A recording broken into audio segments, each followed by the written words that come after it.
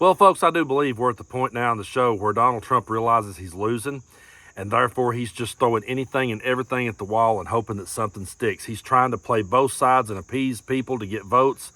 The dude is truly in panic mode because I've never seen him flip-flop quite like this. And I got a funny story for you guys. So yesterday I sat down, I made a video, and I had it scheduled to come out this morning. And no sooner than I got that video up and got it scheduled to come out, Donald Trump flip-flopped on what it was that I was talking about. And I was like, well, crap, now my video's old news. Now I'm going to have to recut it. He may flip-flop before I get this video up and out to you, and if he does, just forgive me. But the point of the video that I originally made was that Donald Trump came out, and when he was asked about Florida's 6-week abortion ban, he said that he supported more weeks. He really tried to play both sides of the aisle here. He failed miserably. But this really caused a stink in MAGA when he said that, yeah, he thinks women needs more time to make this decision. Take a look.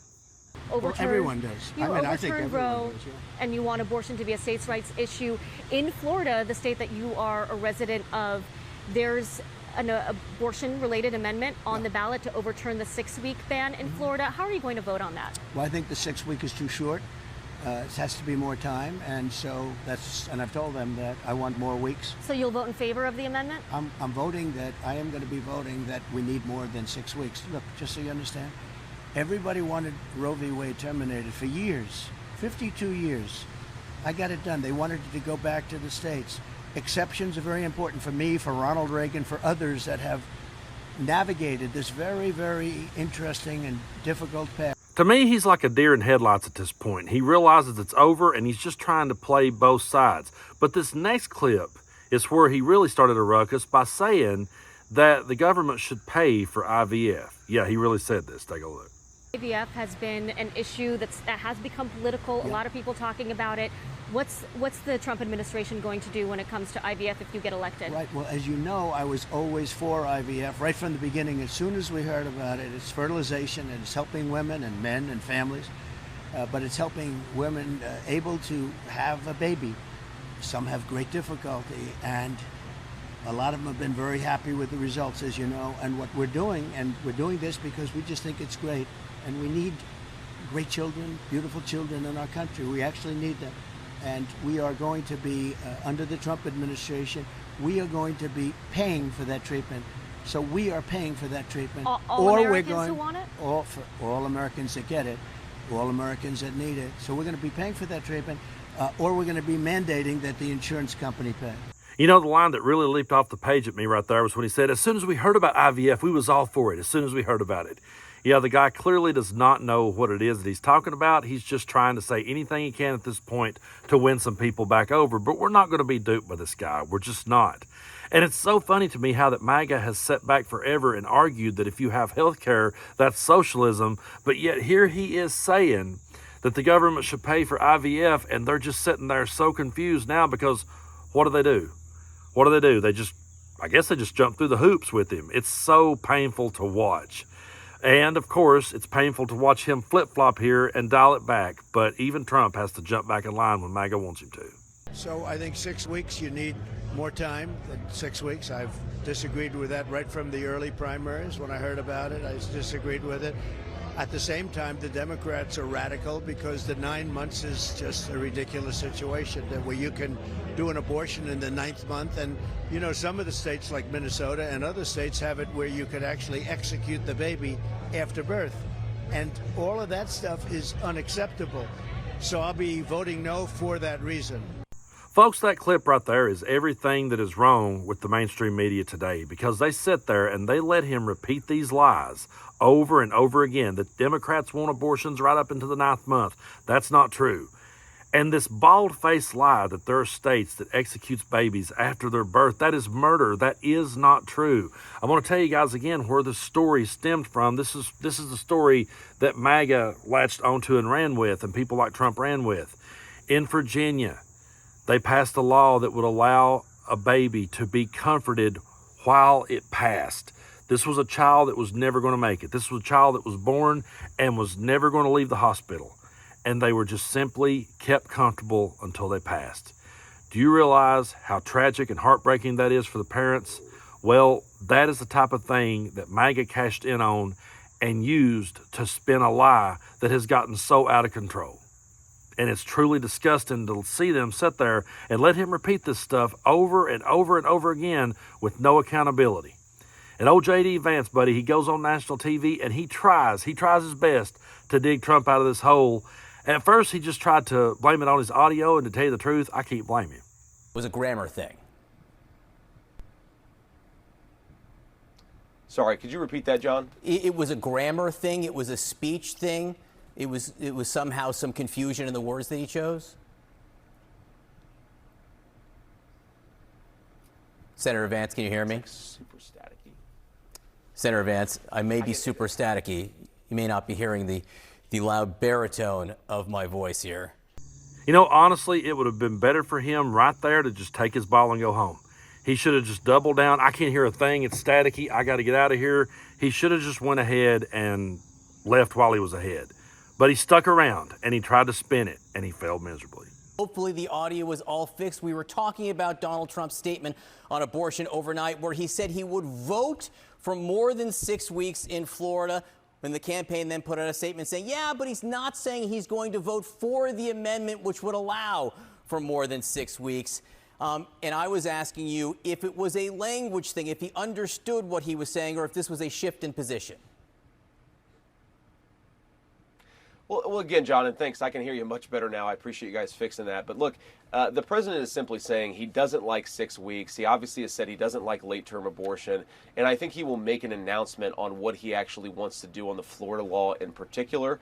But again, President Trump's been extremely consistent that he's going to make this decision as a citizen of Florida, but he wants the national government that he intends to lead to be focused on national issues like inflation, the cost of housing, and the wide open southern border. He wants states to make their own abortion policy, and that will be his position for the remainder of the campaign and the remainder of his presidency.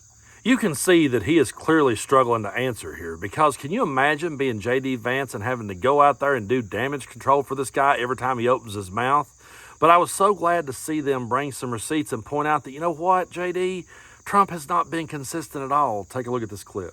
You say he's been consistent, but of course there was a period in Donald Trump's life where he was not anti-abortion. Then he became anti-abortion, at one point suggesting that women should be punished if they have an abortion. Now he's saying he's for more than 6 weeks, but it's not clear how he's going to vote in an amendment in his own state. So that's why I think people are seeking clarity. You can understand that. Well, John, the Dobbs decision, what it fundamentally did is this goes back to Democratic legislatures and the people, of course, who elect those legislatures. I think the president has said in a post-Roe, a post-Dobbs world, he wants voters to make these decisions. I think it's important to remember, of course, that Kamala Harris has come out for taxpayer-funded abortion. Sorry, Senator, but he's a voter in this case. The reason it matters, in Florida is he's a voter. Go ahead. Well, of course it matters what his position is, and I'm sure that he's going to say what his position ultimately is, John. So wait a minute, you don't know what Donald Trump's stance is on this one? You're on the ticket with him, and you don't know where he stands on this one, and you're sure he will announce it soon. Make that one make sense. This is the guy who's all about families, who was down on the cat ladies and anyone who don't have children, and he doesn't know where Donald Trump stands on such an important issue that he seems to care so much about.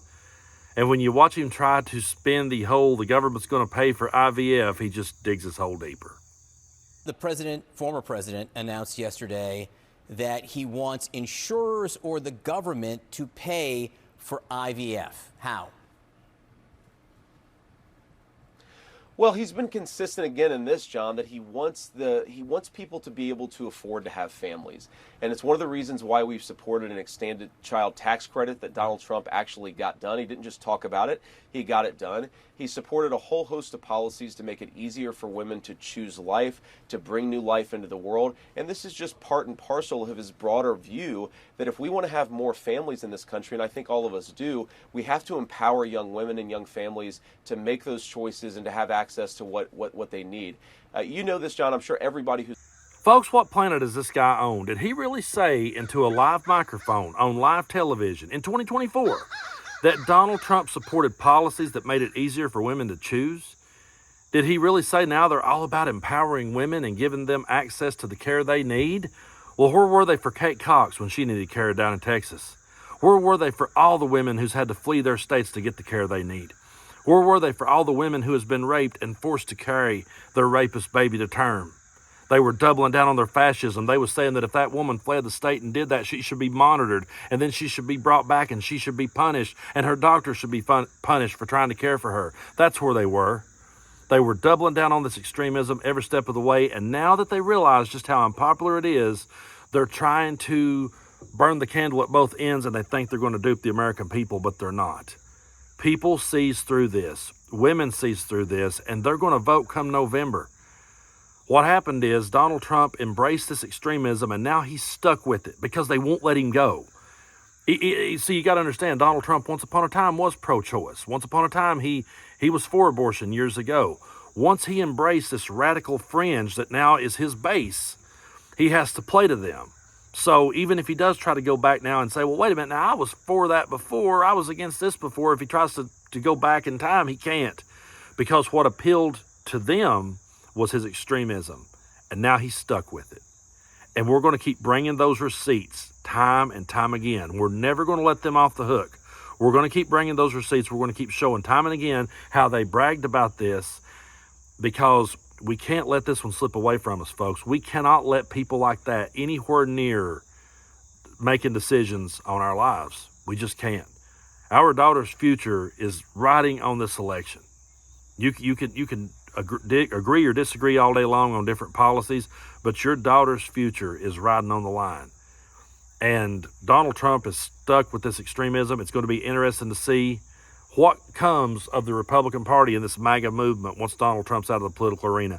Imagine being the people that has to go in and pick up the pieces of this mess.